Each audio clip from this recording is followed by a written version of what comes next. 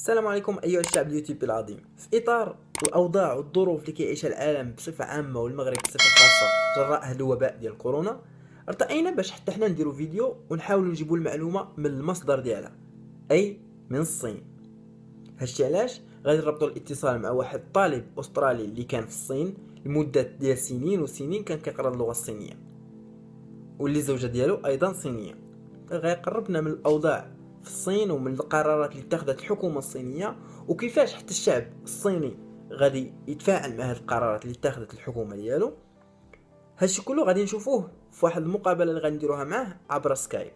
يلا معنا نربط الاتصال مع هذا السيد. Well, Mr. Tony, it's with great honor and a privilege to host you today in this interview. Pleasure is mine. To talk a little bit about coronavirus, the contagion that killed a lot of people, and the virus that made a lot of people stay at home. Almost the half of the population around the world are now at home. Including us. Yes, including both of us.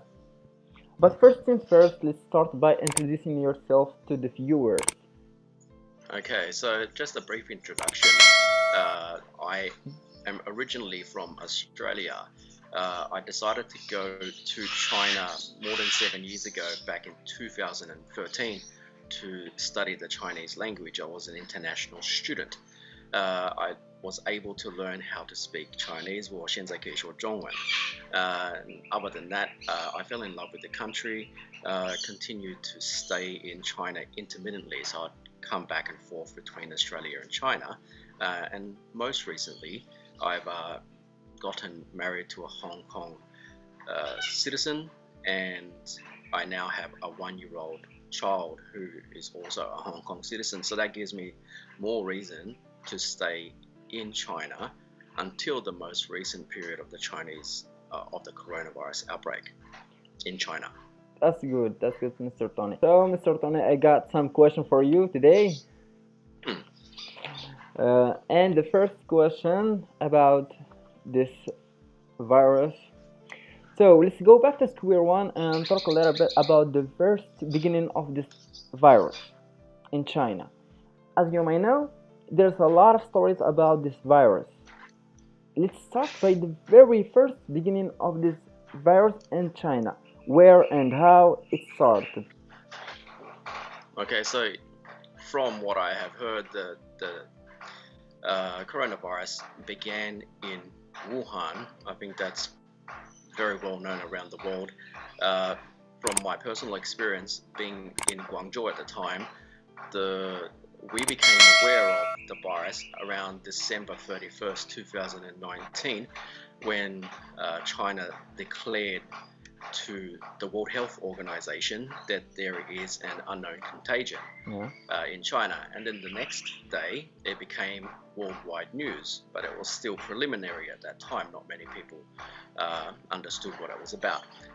Personally for me, around January 23rd, 2020 is when the lockdown in Wuhan commenced, and everybody in Guangzhou followed suit. So there were like millions of people that in the beginning slowly began to become more cognizant of the virus. So you had more and more people wearing masks.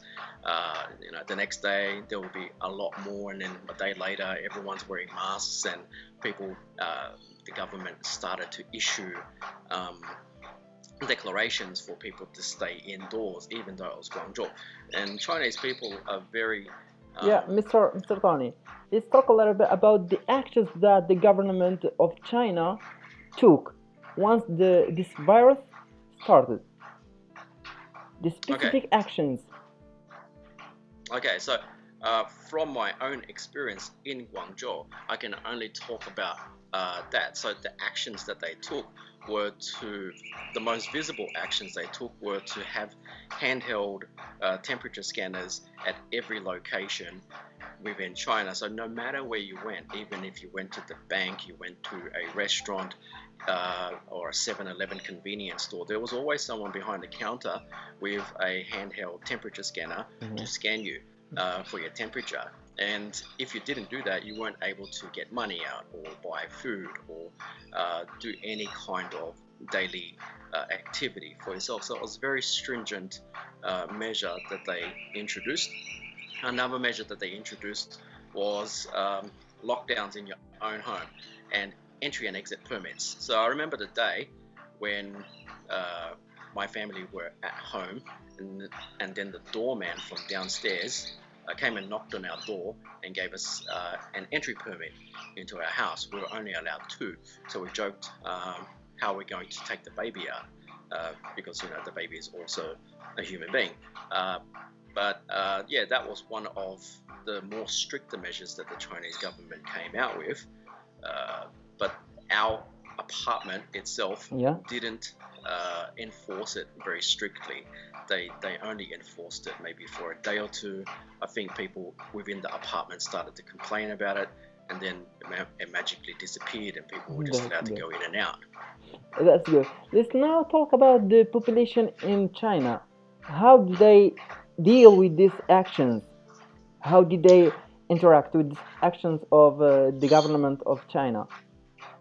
I think Chinese people in general, uh, when it comes to law and order, they adhere to, or they follow what the government says. So there is no, uh, for example, in Australia, if you try to enforce this kind of lockdown measure, lots of people would complain and they would defy the law, and many people would be punished and given a fine and probably go to jail, which is happening right now because there is a lot of freedom and disobedience in Western free countries.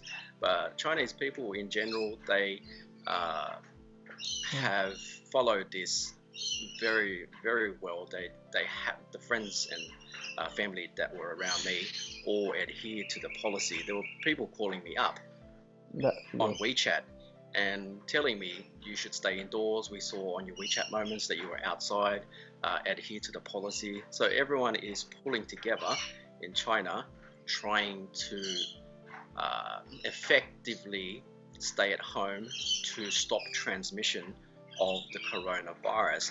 And I had a sense that Chinese people had a sense of duty That, in doing this. good.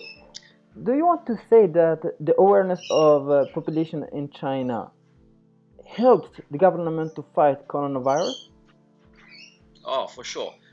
If the people and the way that the government had organized itself centrally, you would say, did not happen, it would not have been as effective as it was. So if I can make another comparison, in Western countries like America and in Australia, it's decentralized. Australia has state, um, like each state has their Y- own Yeah. rules. They can make their own decisions, so it's not as centralized, and that's where mistakes can happen because they don't communicate with each other. Whereas in China, it's a communist country, it's a central government, and so the government dictates what all the other states and provinces should do. And in that sense, it was a more draconian approach to the coronavirus outbreak, but it was very effective. So in China, my sense was that provinces towed the line and listened to what the Chinese Central Communist Party had said, and that trickled down to the people. They also followed what was happening around them. Mr. Lani, you can see that all over the world, people are amazed by the efforts of China. How did they fight coronavirus? Now, let's talk about daily life currently. Okay, so daily life for me in China consists of first waking up in the morning, just checking the news to see what has been happening in the day, and we're at the end of the lockdown period. So the coronavirus cases have been coming down virtually to zero. Um, so we are still confined to our apartments, but it's not as strict as it was before. So we're allowed to go outside, we're allowed to go to coffee shops and to the mall, we are still allowed to go to the bank, we are allowed to speak with our friends and catch up with them. Uh, there aren't too, if there are police or security on the streets, they don't hassle us too much. There was only one or two occasions where I was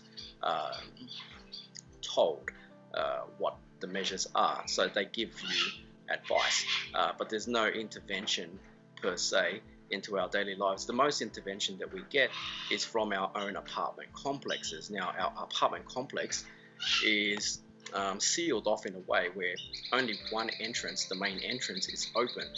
The back entrance and all other entrances have been locked. So there's only one way in and one way out. I guess if you wanted to have a social life with the entry and exit permits into your apartment, you wouldn't be able to do that these days because the doorman will see that you have friends coming over that might question that, and you might get in trouble and get a fine from the government. So there are these kinds of social interventions in your life. But generally speaking, you now in China, you are able to go out, go to work if you need to, catch a metro. The metros have more people, restaurants have more people. It's coming more, about 90 to 95% back to normal business. But what about the situation of economy in China? I mean, Okay, so the manufacturers, the companies. yeah, so in the beginning, all right, so my experience with this, in the beginning, my wife and I tried to buy some face masks before the lockdown commenced. We were worried about it. And then when the lockdown commenced on January 23, we couldn't get any masks. Like, we'd ordered them, but they wouldn't come through because the factories had all been closed. And that's when panic started to set in for everyone around the country because people couldn't get anything. And from my personal experience, I've had a lot of Chinese friends who couldn't get their jobs back. They were let off their jobs because the job was not existent anymore. And so many people that I know, Chinese friends of mine, have had to go back to their hometowns and just sit it out because living in Guangzhou city is very expensive for them. So you have thousands, hundreds of thousands of migrant workers that come into places like Beijing, Guangzhou, Shanghai. They can't get any work because there's no work available. Everyone's told to sit at home. And these people are the ones that have been the most affected. Businesses have been, I would say, substantially affected. I've seen many businesses around my apartment complex and within my district that have just shut down and closed down. But the people that they employ are the ones that have been affected, so they can't get their jobs. They weren't able to pay their rent for 2 months. Maybe they haven't been able to purchase food, and their fallback is to go back to their hometowns where they have family there, and it's cheaper for them to live. Mr. Tani, now we came to the most important question, which is how or what are your recommendations for Moroccan people to protect themselves?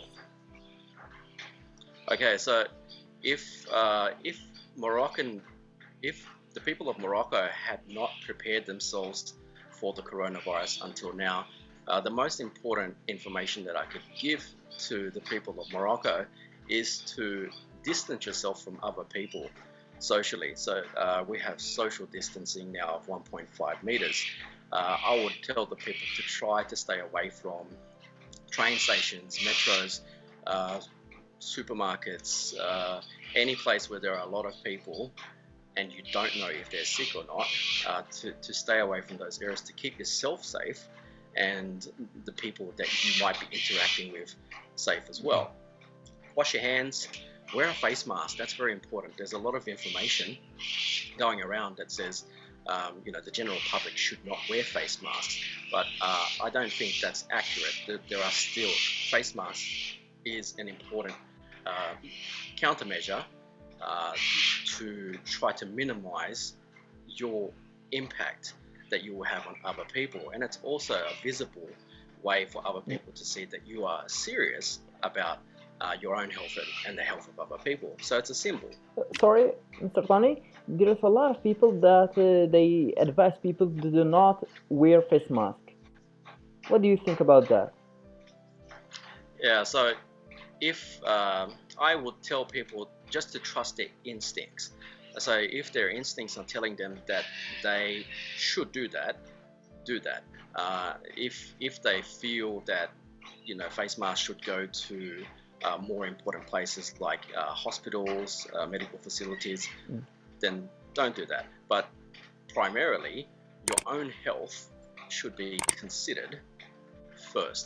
So you can only help yourself first, and then you are able to help other people. Yourself and your family are also important. So that's my advice. So thanks for accepting this invitation for this interview, and see you soon. Okay, my pleasure.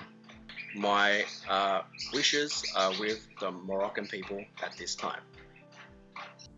اذا ايها الشعب اليوتيوب العظيم، شفنا كيفاش طوني هضر على الوباء في الصين، وكيفاش حتى انتشر، وكيفاش حتى الحكومه اتخذت قرارات اللي الشعب ديالها حتى هو تبع هذوك القرارات.